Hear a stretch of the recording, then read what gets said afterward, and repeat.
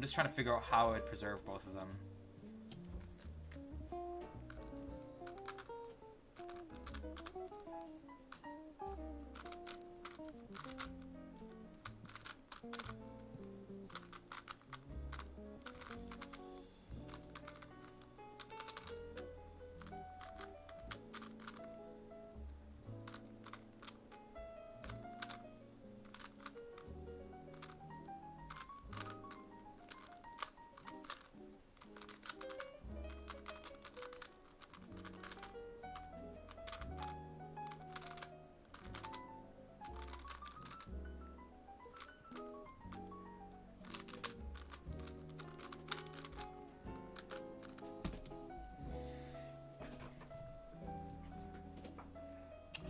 What I would say is that these days, probably in the top like 100 of like Megaminx, I don't think there's many. There's probably like the 99% of them use stickerless. Like stickered is just out. For Megaminx is just not very good. So like for bigger, like with cubes with bigger pieces, stickered is fine. But you notice with like 7x7 and 6x6 and Megaminx, those stickers chip very quickly. So the advantage to stickered is it kind of looks good, but the other advantage is you can kind of set your own color scheme if you like. But for smaller stickers, there's a huge disadvantage, and the particular reason that why stickerless cubes are better for big cubes is because you don't have that issue of chipping.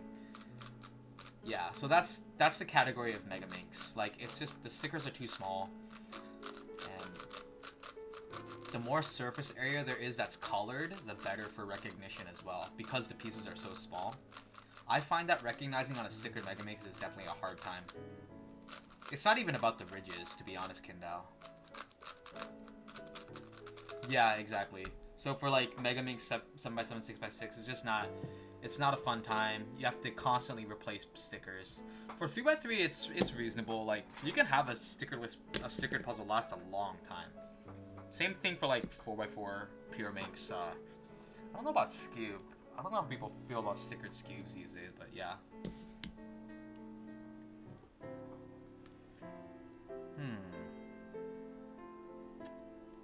Okay, what should I do here? So I have my pair. The pair is very decent, I have to say. I just don't know what to do with the star. The star is kind of messed up.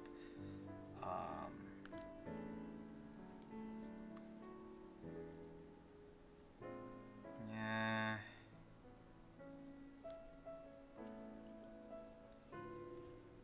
Jesus, this is not easy.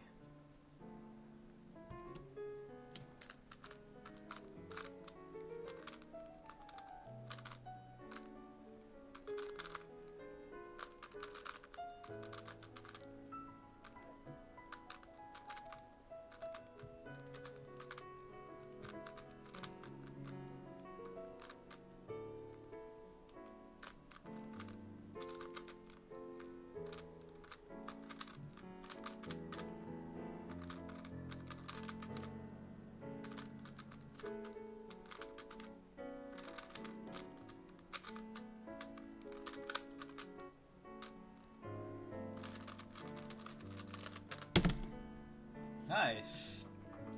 This is turning into a very decent average, I would say.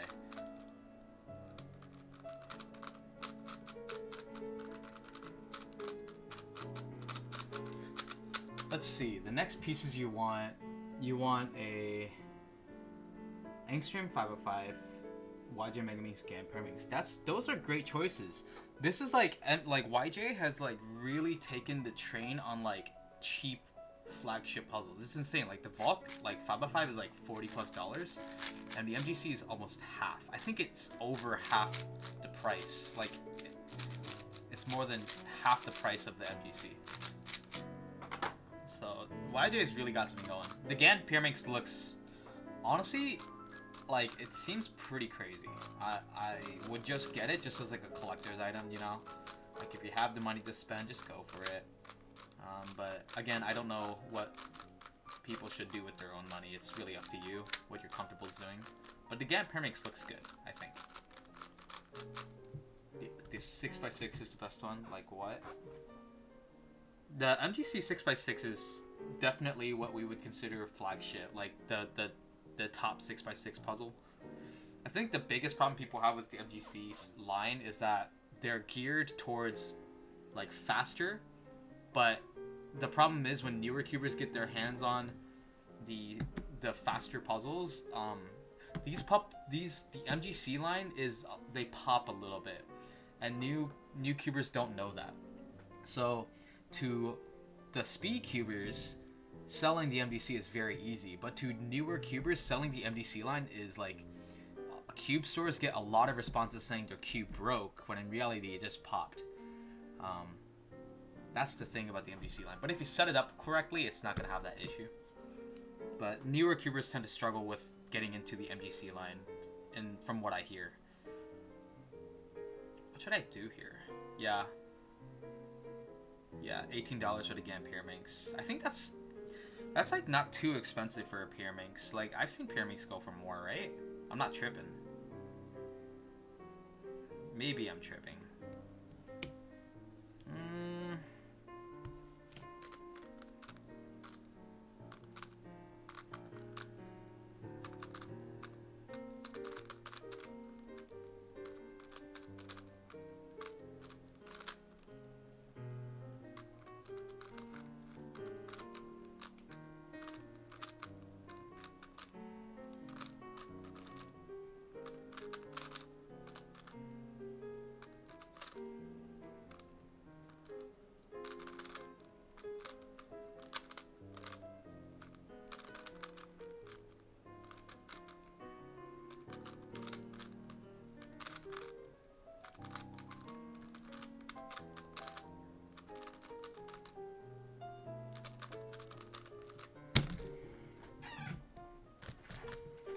I'm not spending $30 on a dumb Pyraminx.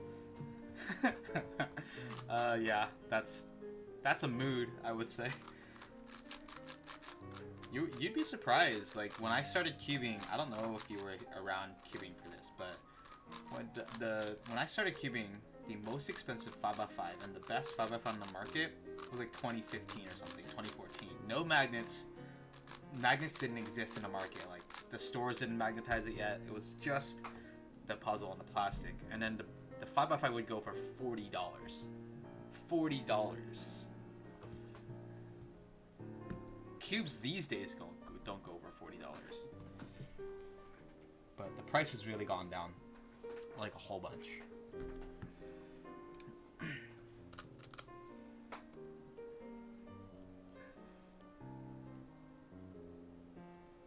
Oh, this is a really hard star, so I think this is where my 40 is gonna end. Like, this star is not easy.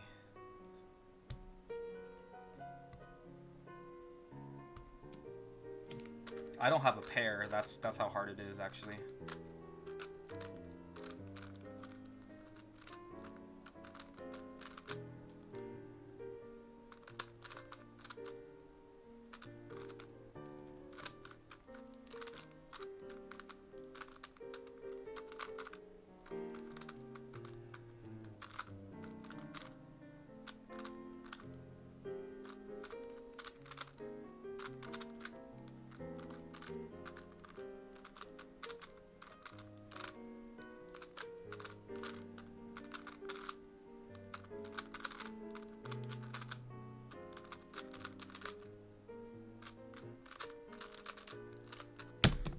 I feel like the boy who cried wolf.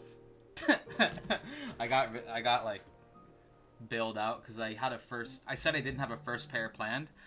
It got made right in front of me. Like, it paired up in front of me when I was done with the star. So I was like, oops.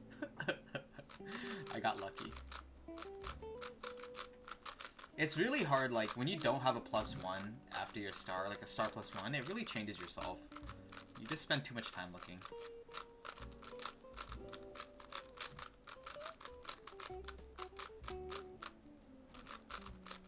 Stop lying, it's not good. Alright, that solve was trash. That was the trashiest solve of the session. Now, you know what? That solve, I'll give myself a little bit of credit. It wasn't trash. It was kinda okay. Do-do.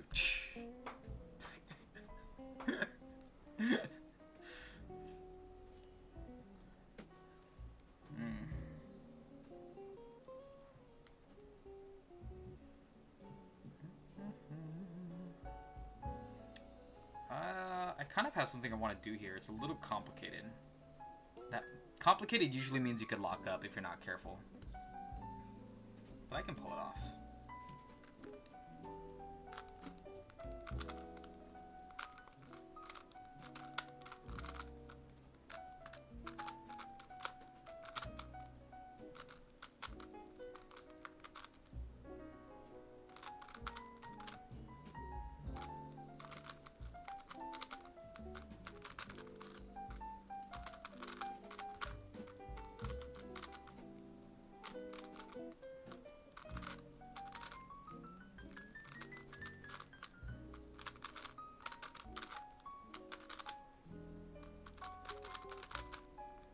Corner twist. 42. Holy crap. Okay, this session's getting a little bit. What? I got a sub 45 average? What?